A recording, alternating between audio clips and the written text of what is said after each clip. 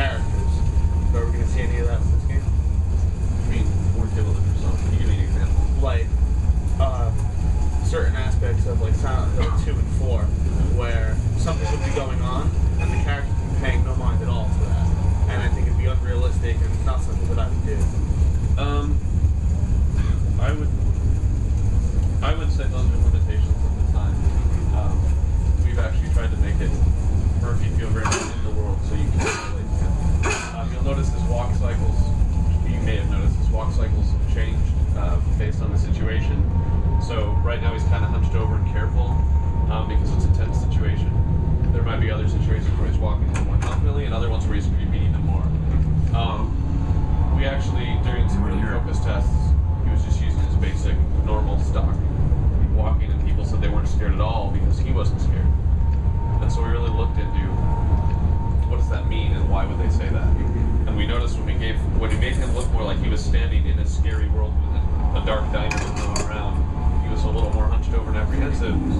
People reacted a lot more and they were scared. And so we've tried to bring in a lot of those behaviors based on the context. I was wondering if you have any comments on the people that are saying it's similar to Alan Wake. Yeah, I think that it's definitely not an unrealistic comparison. If you look at the environments that Murphy was walking around back there, that's a foresty-looking section, and it doesn't take a rocket scientist to see the similarities. But we find those kind of comparisons are completely they're complementary. I mean, Alan Wake's a nice-looking game, so. But I think it's definitely fair to say, but also if you think about video games in general, they're all pretty evolutionary, and I would say it's safe to say that Alan Wake looks similar to Silent Hill 2 in certain areas as well. So it's the chicken or the egg kind of. I will say our forests look like that when we were playing Alan Wake, so it's not. Yeah, it's nothing like that's sweet. Let's do it. Right. It's a forest, and this game's been in development for almost 3 years, so stuff like that was already created long before Alan Wake was in front of us. Anyone hear me? What's going on that jukebox? Is that it's just original also? Just sort of. Did you hear it? It was actually Silent Hill 1. Yeah. We have various nods and homages to the previous games throughout Downpour, but we do it in a way that it's not like fan service. You're not going to see Pyramid Head walking around or the nurses walking around.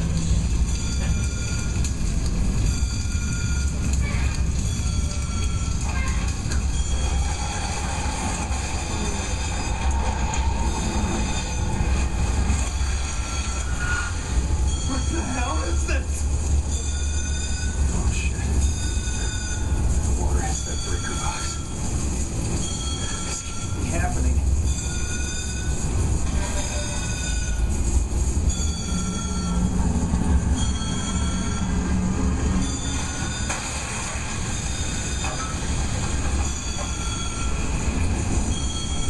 What was the idea behind that, about the sound changing?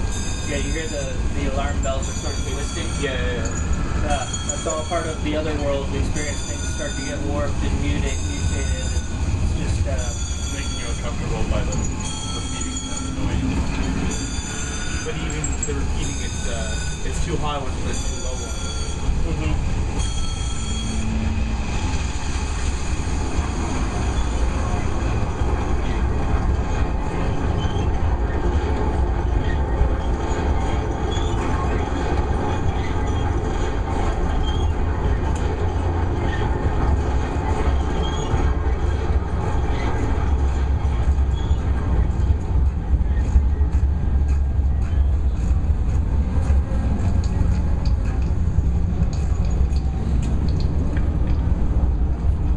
fixed cameras in certain areas. We kind of went back to the old school in certain places where, you know, it's not dynamic camera controlled by the player at all times. Sometimes we take the controls away from the player and set up these fixed cameras so that we can frame the moments how we would like them to be.